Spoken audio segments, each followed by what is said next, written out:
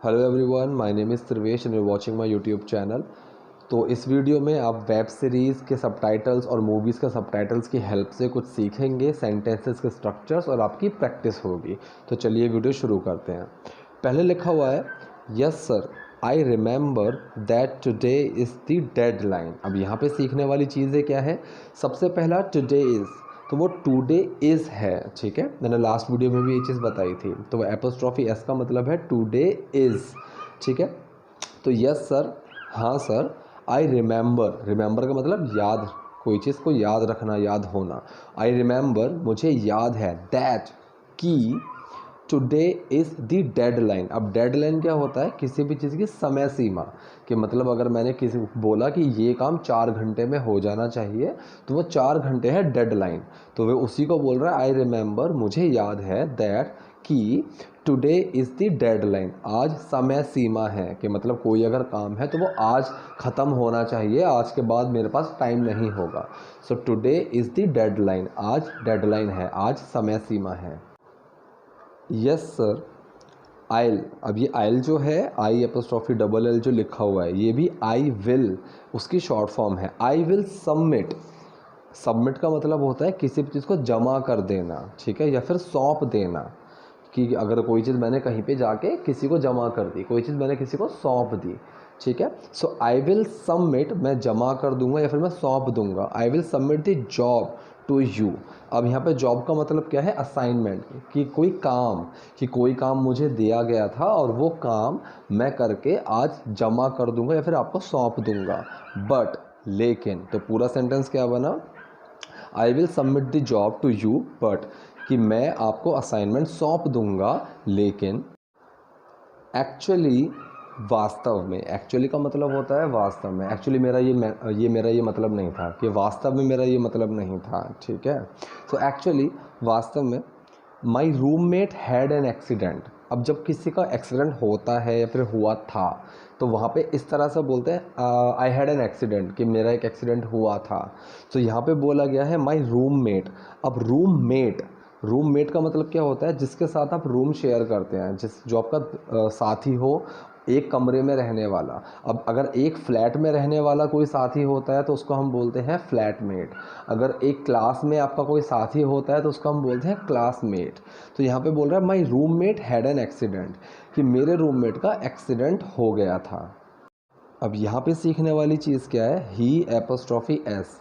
यहाँ पे इसका मतलब ही इज़ नहीं है। अब हम ही इज़ को भी इस तरह से लिख सकते थे, लेकिन यहाँ समझना होगा कि इसका जो सेंस है ये है ही हैज़, मतलब प्रेजेंट परफेक्ट सेंटेंस वाला।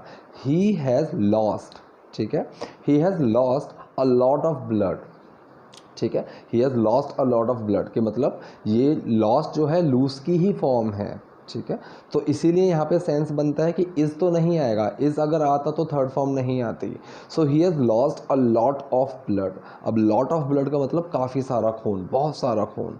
सो लॉस्ट का मतलब खो देना, ठीक है। हैव यू लॉस्ट इट, जैसे हम इस तरह से बोलते हैं। So he has lost a lot of blood, उसने बहुत खून खो दिया है, मतलब उसका बहुत सारा खून निकल गया है, बह गया है। And his family is out of station. अब आउट ऑफ स्टेशन है यहाँ पे सीखने वाली चीज़। आउट ऑफ स्टेशन का मतलब होता है शहर से बाहर होना, ठीक है। मतलब स्टेशन मतलब वो स्टेशन को बोलते हैं शहर। तो उसके जो उसका परिवार है वो शहर से बाहर है। And his family is out of station, और उसका परिवार शहर से बाहर है। So I am out of station, मैं शहर से बाहर हूँ, मतलब जहाँ मैं रहता हूँ मैं वहाँ से बाहर हूँ। आई एम आउट ऑफ स्टेशन, ठीक है। आउट ऑफ स्टेशन का मतलब होता है कि शहर से बाहर होना। अब यहाँ पे रन की सेकंड फॉर्म है, आई रैन माई वे टू दी हॉस्पिटल। अब ये है पास्ट इंडेफिनिट सेंटेंस, ठीक है, जहाँ पे डिड छुपा हुआ है एक्शन में। एक्शन क्या है? रन। और जब डिड छुपता है एक्शन में तो वो सेकंड फॉर्म बन जाती है, पास्ट इंडेफिनिट सेंटेंस है। So I rain my way to the hospital. अब यहाँ पे दो चीज़ें सीखने वाली। आई रैन माई वे, तो रन की सेकंड फॉर्म है। अब जब यहाँ पे ऐसे आता है I run my way, I rain my way, he rain his way, ठीक है, तो वहाँ पे मतलब होता है किसी चीज़ की ओर भागना। आई रैन माई वे टू स्कूल, कि मैं स्कूल की तरफ भागा। आई रैन माई वे मतलब वे का मतलब होता है रास्ता, तो मैं उस रास्ते पर भागा। आई रैन माई वे कि मैं अपने रास्ते पर भागा स्कूल की तरफ। तो यहाँ पे क्या बना, आई रैन माई वे टू दी हॉस्पिटल, मैं अपने रास्ते पर भागा हॉस्पिटल की ओर। तो सेंस क्या बनेगा, मैं हॉस्पिटल की ओर भागा। दैट्स वाई, अब दैट्स वाई मतलब that is why, that is why का मतलब क्या होता है, इसीलिए। ठीक है, अब इसीलिए का मतलब, अब जब हम कहीं भी बोलेंगे कि ये चीज़ हुई इसीलिए मैंने ऐसा किया, that is why I did. अब दैट इज़ वाई का मतलब होता है इसीलिए। So that's why I am breathing heavy. Breathing heavy का मतलब भारी सांस ले रहा हूँ, गहरी सांस। ठीक है, आई एम, अब ये नॉर्मल जो है ये है प्रेजेंट कॉन्टिन्यूस सेंटेंस। ये आई एपोस्ट्रॉफी एम का मतलब है आई एम ब्रीथिंग हैवी। ठीक है, तो इसीलिए दैट्स वाई, इसीलिए आई एम ब्रीथिंग हैवी, मैं भारी सांस ले रहा हूँ या फिर मैं गहरी सांस ले रहा हूँ। ठीक है, मैं हाँफ रहा हूँ, इस तरीके से आप बोल सकते हैं। ठीक, तो हाँफने को भी आप अगर हैवी ब्रीथ बोलेंगे तो वो ठीक है। सो यहाँ पे गहरी सांस लेना, हाँफना, भारी सांस लेना, that's why I am breathing heavy, इसलिए मैं भारी सांस ले रहा हूँ। थैंक यू सो मच मतलब बहुत बहुत शुक्रिया सर, फॉर दी एक्सटेंशन। अब एक्सटेंशन का मतलब क्या होता है, एक्सटेंशन का मतलब होता है कि किसी भी चीज़ की जो समय सीमा थी अब हम उस चीज़ को आगे बढ़ा रहे हैं, तो वो एक होता है एक्सटेंशन। कि जैसे कि मान लीजिए आपके पास एग्ज़ाम कोई चल रहा है और उसका एग्ज़ाम का टाइम है 1 घंटा।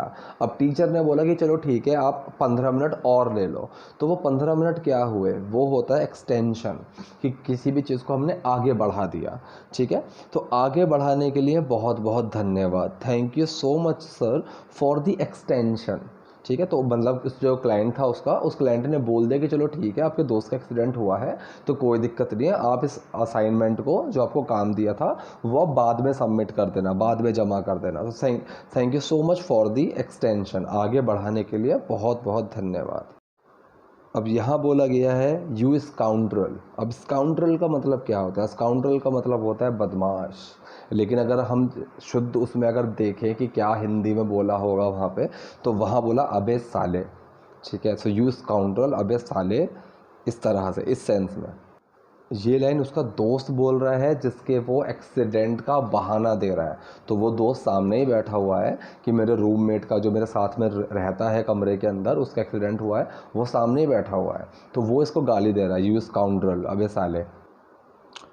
How many times will I die for your clients. ठीक है, हाउ मैनी कितनी बार, हाउ मैनी का मतलब होता है कितनी बार, हाउ मच का मतलब होता है कितना। अब जब मैनी बोलते हैं तो मतलब वो काउंटेबल है, मच बोलते हैं तो मतलब वो काउंटेबल नहीं है। काउंटेबल मतलब जिसको गिना जा सके, जिसको काउंट किया जा सके। सो हाउ मैनी कितनी बार, हाउ मैनी टाइम्स कितनी बार, will I die for your clients मैं मरूंगा। ठीक है, will I die for your clients मैं मरूंगा तुम्हारे क्लाइंट्स के लिए। तो कुल मिला के बना मैं तेरे ग्राहकों के लिए कितनी बार मरूंगा, क्लाइंट्स मतलब ग्राहक। तो यहाँ पर पूछ रहा है how many times will I die for clients, कि मैं तेरे ग्राहकों के लिए कितनी बार मरूंगा। जैसे हम बोल देते हैं how many times will I tell you for this, कि मैं तुम्हें इस चीज़ के लिए कितनी बार बोलूँगा। ठीक है, तो सेम है। And if I die for real. अब फॉर रियल, यहाँ पे फॉर रियल जो है ये सीखने वाली चीज़ है। दिस इज़ फॉर रियल मतलब कि फॉर रियल मतलब सच्चाई में, हकीकत में, सच में। ठीक है, for real, are you for real, क्या तुम सच में ये चीज़ बोल रहे हो, मतलब क्या सच में ऐसा है, इज़ दिस फॉर रियल, क्या ये सच में ऐसा है। तो रियल के साथ अगर मैं फॉर लगा देता हूँ तो उसकी एक्चुअल प्रेजेंस की बात हो जाती है, उसका एक्चुअल सेंस बन जाता है कि क्या सच में ऐसा है। तो यहाँ पे ये बोल रहा है if I die for real, अगर मैं असली में मर गया, अगर मैं सच में मर गया। तो यहाँ पे एक चीज़ और सीखने वाली है, इफ़ आई विल डाई नहीं आएगा, क्योंकि इफ़ के साथ विल एक अलग सेंस में आता है, वो मैं कभी और आपको किसी और वीडियो में समझाऊंगा।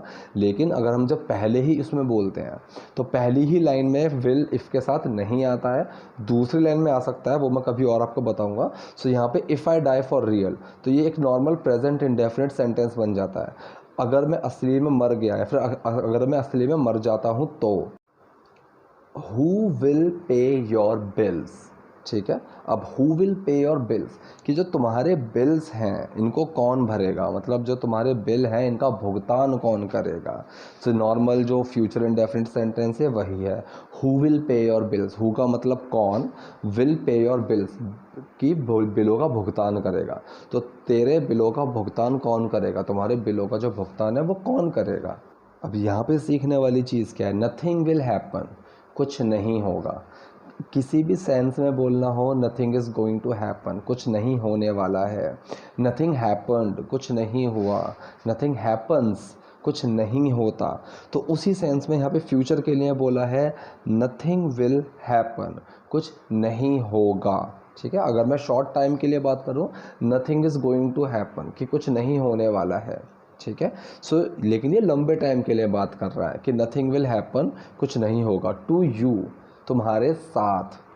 ठीक है, सो तुझे कुछ नहीं होगा, अगर हम ऐसे बोलेंगे या तुझे कुछ नहीं होगा, nothing will happen to you. ठीक है, सिंपल है। Nothing will happen to me, मुझे कुछ नहीं होगा।